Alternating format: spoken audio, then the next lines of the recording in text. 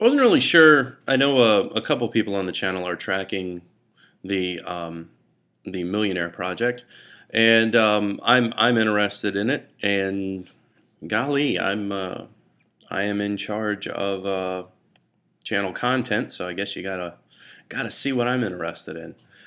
Um, Josh Galt has a new one as I am recording this. It is the case study. Let me tell you guys something. I like that video. Hmm? I like it. Do you know why I like it? Because I wasn't expecting it. In Josh's case study, he gives an example of a person who works for someone else. I got to admit, I was not expecting that. Everybody, really successful guys, I can't think of a person who doesn't, says that the only way to make money is by working for yourself. To this point, I had really thought that working for yourself meant that you were self-employed, but I'm starting to rethink that. Um, I mean, maybe the concept of working for yourself is that you have your mind on your money.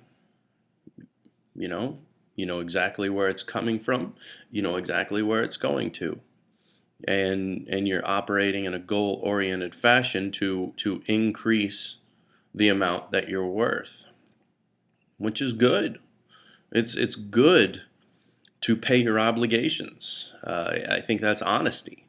When you don't pay your obligations or you carry obligations, I feel I feel that's dishonest.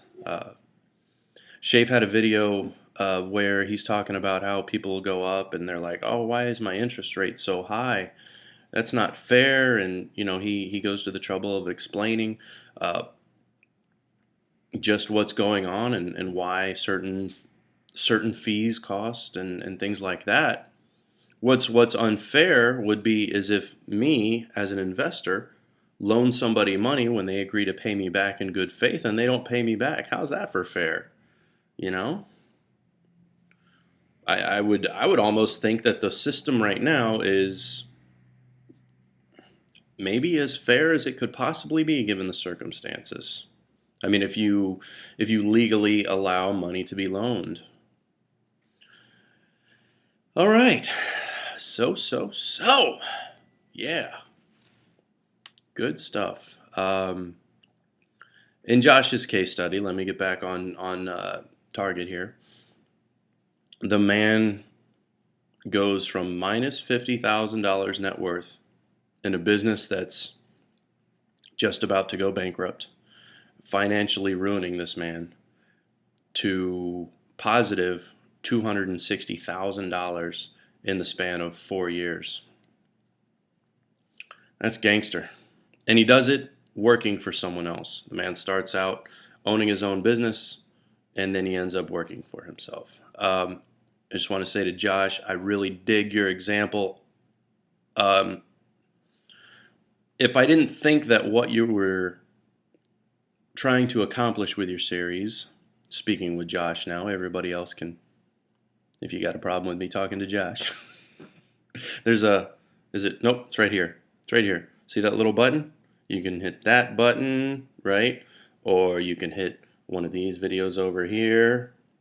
Some of you, I'm sure there's links. And then way up there, there's that homosexual dating site you've been dying to try. Yeah, fuckers. If I didn't think your series was going to be good, then I wouldn't be supporting it. And for anybody else that's watching it, and Josh will tell you, there are things that Josh and I do not agree with. Now, Josh and I don't agree with them in a different way than that he doesn't get agreed with the rest of the silver weirdo community. I disagree with him because I'm not a weirdo. So when he starts being a weirdo, that's when I'm like, hey, man, what the hell? It's happened a few times. And I'm really good about, I'll grab a hold of old Josh and whip him around a little bit and see, where'd you get that from, huh? Lindsey Williams. Yeah, that's my source.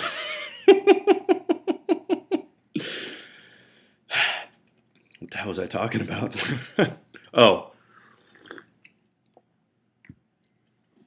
I knew the series was going to be good. Otherwise, I wouldn't be promoting it.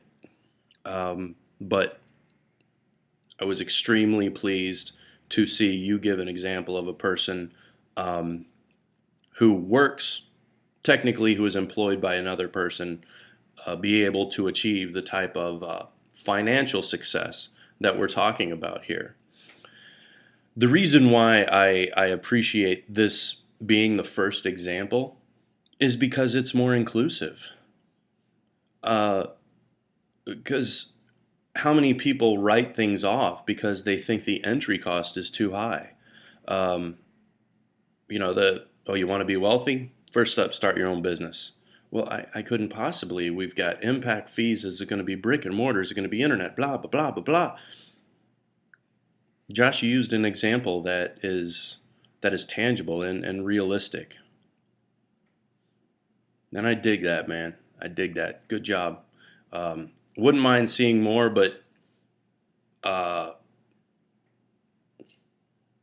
I think to do additional case studies, if you did, and I'm sure you would, because you were asking about it, because you asked, if you did show other case studies, then I would assume that those other case studies would be examples of different uh, monetary sources or different financial vehicles, because I think there's a lot of misunderstanding and misinterpretation of just what exactly an investment is. And I think also a big hurdle that we have to get over is this on demand financing.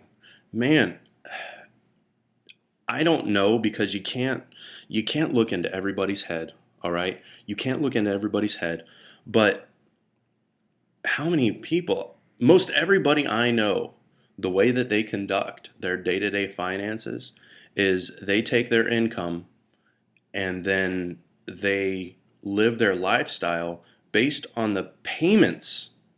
The payments. One more time for emphasis. The payments that they can afford with their income. So they just, everything they purchase in their leveraged lifestyle fits inside of their income and the debt load that they can afford to service. And it never stops. And it's sold to them in that way too. You know, I'm at a car dealership. I'm real close with the front office. Just by nature, I get along well with them. I talk to the F&I guy all day long. It's sold to them like that. You know, people come in, they never look at the bottom line, it seems, anymore. They look at the payment that they can afford. That's dangerous. That is so dangerous, because the payment they can afford in my line of work, okay, this is the automotive field. The payment that they can afford, one, now they're not buying the vehicle that they would choose. They end up having to buy the vehicle that the bank will finance for their credit. So it'll be the one that our place gets to pick for them. And we're going to pick the one that will gain us the most profit. It may not be the best car for them, but it's the only one they can get financed on because they're upside down so many times. So we need to find a car that the bank is willing to finance a greater amount on their value. So we just carry their upside down, and they're spending their life servicing their debt. Our peers on the internet call it usury and slavery. My opinion, it is neither. You want to put a word to it? I call it stupidity. Great video, Josh, and thank you for your work on this. And I'm glad to be able to point people in the direction you're going. We'll see everybody else later. Well, I'll see you later too, Josh, I'm sure, with your buttery Dutch / Canadian intriguing accent. It always blows my mind when I meet a Dutch person. We got them. We got them here in town. Dutch people everywhere, and they look they look just like me or you. They don't speak no damn English. It blows my mind. Like a dude who looks like me speaking Dutch. And any of you who have watched the Girl on Fire trilogy in the original, I think it's Dutch. It might be Swedish. Either way, the Dutch language, much like the Swedish language, is so close to English that there's certain cues in the language that messes with your mind. And then if you watched a lot of porn growing up, there's a lot of Dutch porn out there, right? So like all the while, it's like messing with your head, and you're getting these weird audio cues of when you used to watch a lot of porn. For some of you, I'm sure it was yesterday or right before you watch this video or while you're watching this video, you sickos. I don't know. 11 minutes. 11 minutes. Sorry. All right. We'll see you guys later.